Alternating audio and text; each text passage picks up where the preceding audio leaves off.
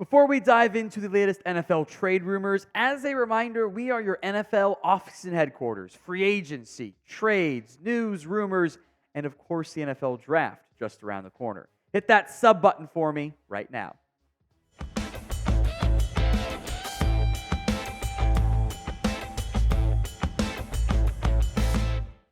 We begin today's trade rumors with the latest on Haason Reddick, the Eagles edge rusher who might be back in Philadelphia, maybe not. Maybe they do the Josh Sweat thing where they kind of renegotiate that contract, but the Eagles are clearly shopping him. The latest update comes to us from ESPN's Jeremy Fowler. Speaking on SportsCenter, he said this: the expectation league-wide is that he is moved at some point. The Eagles went and spent on Bryce Huff. They re-signed Josh Sweat. So they have their two passers. As an aside, they also have Nolan Smith and others that they're in pretty good shape overall. Anyway, Reddick appears to be the odd man out. He does want a new deal, but this is a premier guy that should have value. He wants a new contract, plus the draft capital it's going to take to get him. Arizona could be a team to watch because Jonathan Gannon was with him 2 years ago in Philadelphia. They had good production together.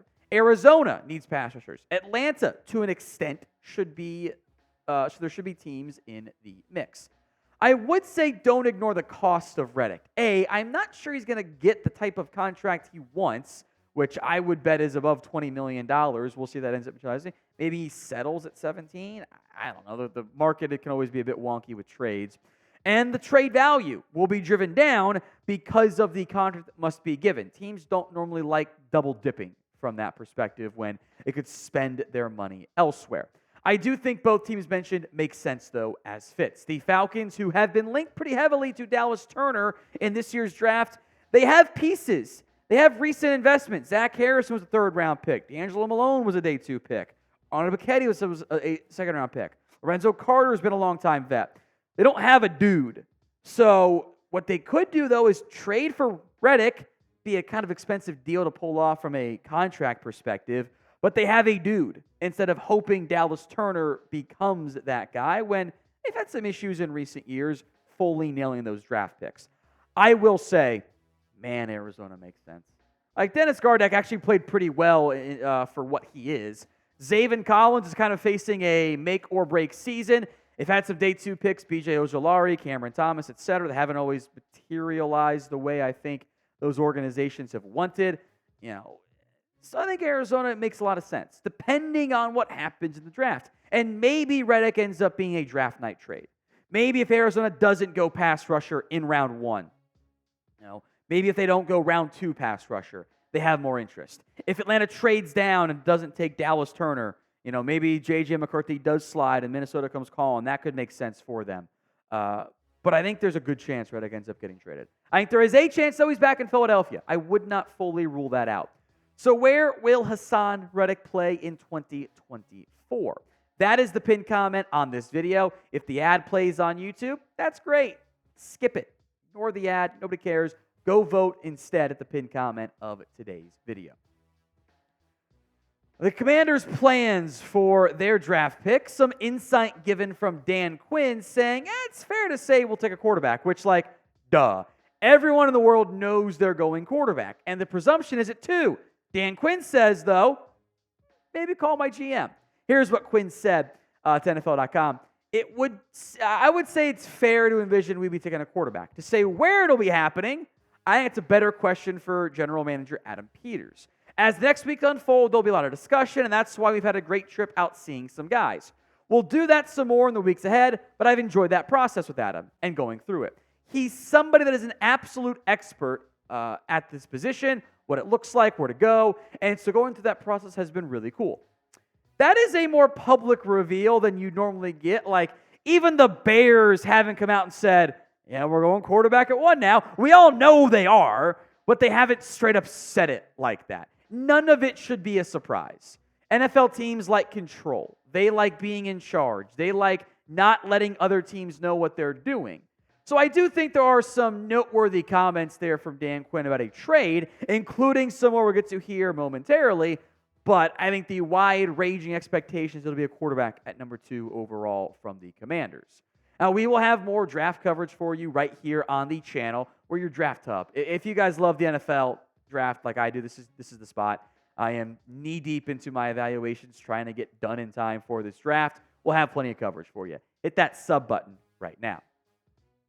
Here's what Dan Quinn said on the Commanders making a trade about, is the phone ringing? I would say it's ringing because, like you said, the talent of the group this year. So I would anticipate him, meaning Adam Peters, fielding these calls as it goes through, and usually it's not necessarily later than 6 or 7, but those people who are usually in the top 4 or 5, there's somebody that has somebody who's targeted, and I think it's mostly like, well, I've got to take a shot, right? A lot of times it's thanks for calling, but it's part of the process, and you have to do your due diligence to listen and find out just to make sure, is there something that you just could not refuse? I certainly walked past it in the hallway when I was with the Cowboys years ago for a trade that involved Herschel Walker. Many draft picks changed a lot of their organization. So I think anybody in personnel with the skills of that, and they're going to listen, but there's only so many things you consider, so it better be really good. There's a lot of coach speak in there, a lot of words. The full quote, by the way, is in the description of today's video. Here's what it means. We will listen to your trade offers. You'd better blow us away. We like the guy we're going to get at number 2 overall. So if you're going to convince us to trade down, you have to make it a massive offer we cannot refuse.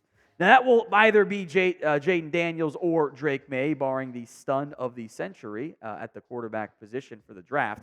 Daniels is the Heisman Trophy winner. His numbers look way better. That doesn't include the rushing where he's so dynamic. Some of the film guys love Drake Maye a little bit more. I myself have Maye ahead of Daniels, but it's not by a massive figure. I think both guys are worthy of taking to the top of the NFL draft. So pick a quarterback. JD for Jayden Daniels, DM for Drake Maye. Some flavor of ice cream stuff involved there. Sound off for me in the comments section. Now, right behind Washington is New England. And Patriots head coach Jerod Mayo also had some interesting comments about the Patriots draft plans.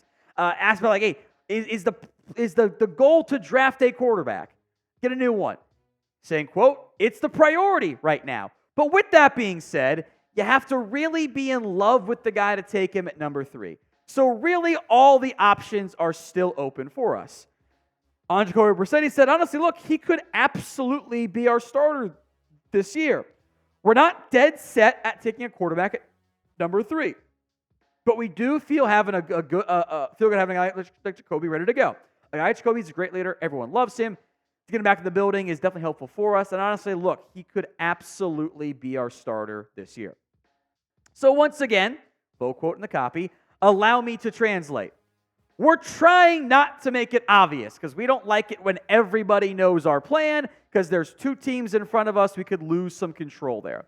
Make us an offer we can't refuse. We would actually love to have the problem of, insert team, Minnesota, whoever, Giants. They're trying like hell to trade up in front of us, and we have a not great roster. We need the assets. Ignore the fact we're not actually paying Brissett more than high-end backup money. We would love to get blown away by a trade offer.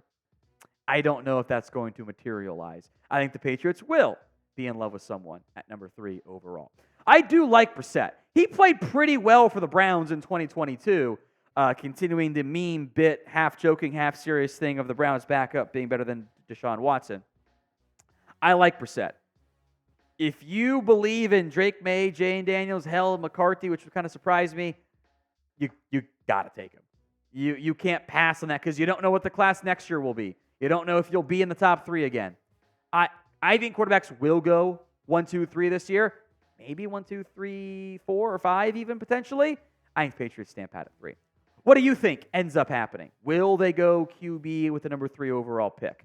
Y for yes, N for no. And we'll come right back to Jeremy Fowler to wrap up today's show. A T. Higgins trade.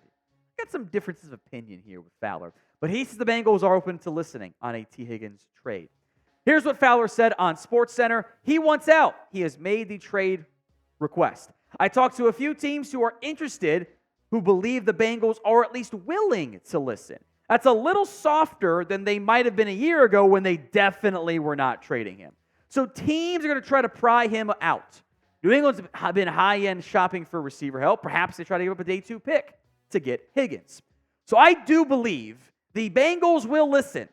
They will answer the phone when you call in a way that, remember last year at the Combine? Duke Tobin goes, find your own receiver. he's a bit more open now. However, the Bengals will not just give away T. Higgins.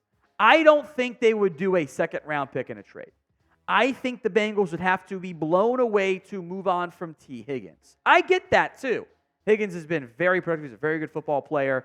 And the Bengals want to win games now. And they believe Higgins helps them do that. I think a second in general is probably a pretty fair package. But I think from the Bengals' perspective, which we'll get some more in depth here in a little bit, they want more than that. They'd probably have to start with first-round pick now, kind of like that A.J. Brown trade a few seasons ago.